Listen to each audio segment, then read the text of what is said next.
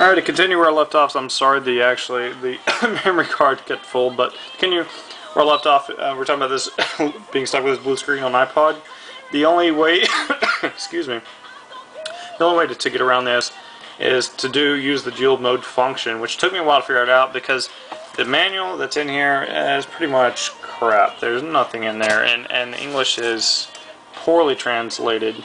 The best thing that you're going to get from that is the wiring diagram. It does talk about, the menu and all these functions, but it's best just to play around with it because most of the functions that you're looking for, it doesn't say anything about.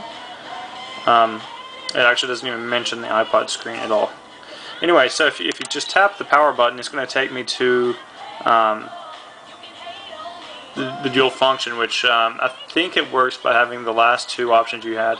So that when you can see that I'm still playing music, and I do have the navigation up, which is nice, I must admit. But if I press map, anytime I press a button on the GPS, it's going to lag a little bit because the GPS actually transmits the sound as well, so it kind of overrides. Now I haven't tested it, but I may be able to cut the sound notifications off from the GPS and have it to where the sound stays on. But you can see, I do have my GPS antenna hooked up right now, so. That's enough about the iPod section. Let's go ahead and talk about the GPS. Now I'm going to go to, I'm going to tap mode, and go ahead and talk about the menu a little bit. Now I'm going to unhook my iPod so I don't get any sound from it. But so here's the main screen again. The default setting on here, if it will not stay on the main screen at all. It's going to go to something. So no matter even if you want it to stay right here, it's not going to sit there. If you wait a little while, it will go to default. The default thing is the radio. Here's the radio screen. We'll talk about that a little bit. The way to get back to the main menu, and this took actually a while to figure out, is the upper right hand corner. You have to tap that. The remote that is included does work with CD, and it works with iPod, and it does work with DVDs, but there's nothing on here for the actual menu to navigate. So you can't navigate the menu with this, or at least I can't. I can't even get to the main, there's no button on here to get to main menu. So let's go to main menu. This is if you're booting up for the first time. We're going to go to GPS. So here's your GPS. This is the iGo 8 version. Now, because it is running Windows CE, if I hit menu on here, let's say I didn't have my SD card, which is right here underneath the faceplate. If I don't have the SD card in here, here's what you're going to see. This is your navigation. I was confused because even though I did have my SD card in there, I actually had to set several things up. First of all, if you go into settings and you go to nav settings, here is just like a computer wanting you to find the file.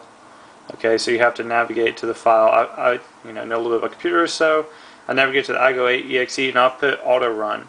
If you select or deselect this, that will enable the GPS to come on as soon as you hit the GPS button. If this is disabled, then it's going to take you back to this menu every time. Other things in settings are display, you can adjust the size, and calibration, which is a good thing to do. It's calibrating the touchscreen. Now the touchscreen on this unit is very responsive. I have not had to use any kind of stylus, even though I did include a stylus. I didn't have to use one on any of the functions, which I do like. So I'm very impressed with that. The screen quality is okay. You're looking at 480 by 272, the resolution. Not the best in the world. I don't exactly know if that's just for this screen. I don't know if it'll output a higher resolution. I am going to test out some headrest monitors and see if it still outputs the same resolution no matter what. Then that's of course not going to be very good. Anyway, let's go back to navigation. Music and video. These are two things that you can use if you have other things on your SD card besides the navigation. We're going to go back to navigation. And you can see up here is iGo. Because it's running Windows CE, you can take, if you look around, you can go to gpsunderground.com, and there's several discussions on here about how to upload. You can actually upload TomTom and Garmin XT. So if you prefer one or the other, is fine. I do have a TomTom GPS standalone unit, so I'm going to test the iGo out first, see how that goes. It looks pretty nice. All the functions are there: map, route, find. You can upload, as many points of interest as you like, as far as your SD card can hold them, and you can get those free offline. Let's go back to map. You can see it's already gone into night mode. You can set it up to where it goes into night mode at a certain time of day. You can see it takes a little load time. I haven't, I don't know about the frame rate yet because I haven't taken this on the road, obviously.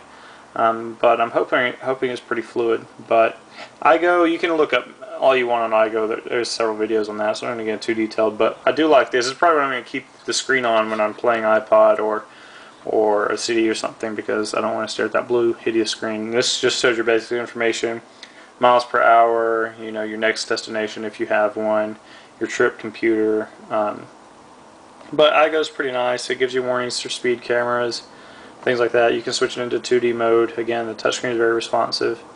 You can actually drag in this, so which I actually like a lot, which you can't do with a TomTom, or at least the unit I have.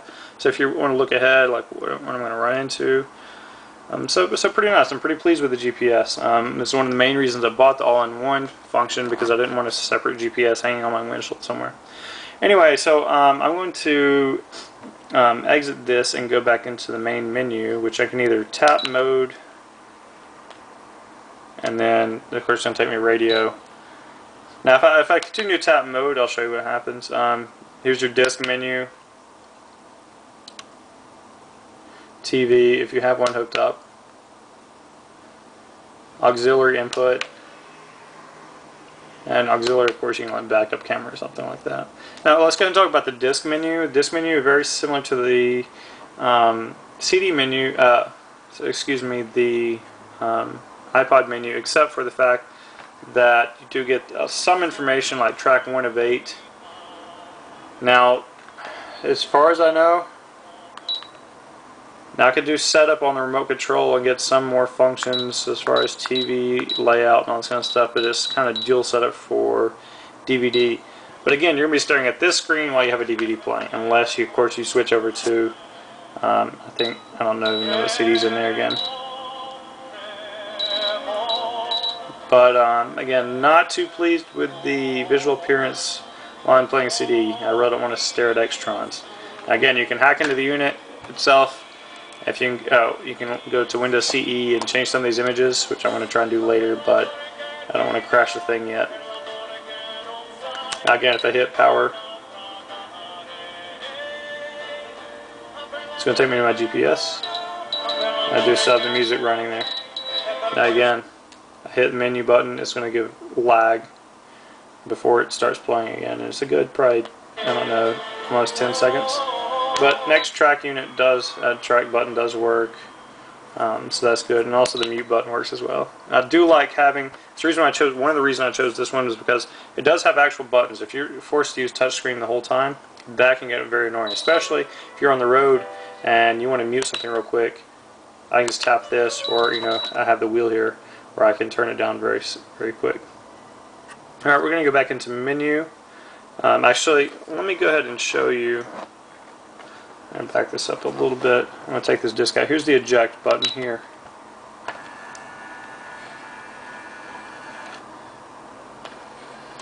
Now the motor's kind of loud, doesn't sound the most sturdy in the world, but hopefully it'll do its job and not crap up. I'm going to put in a DVD in here.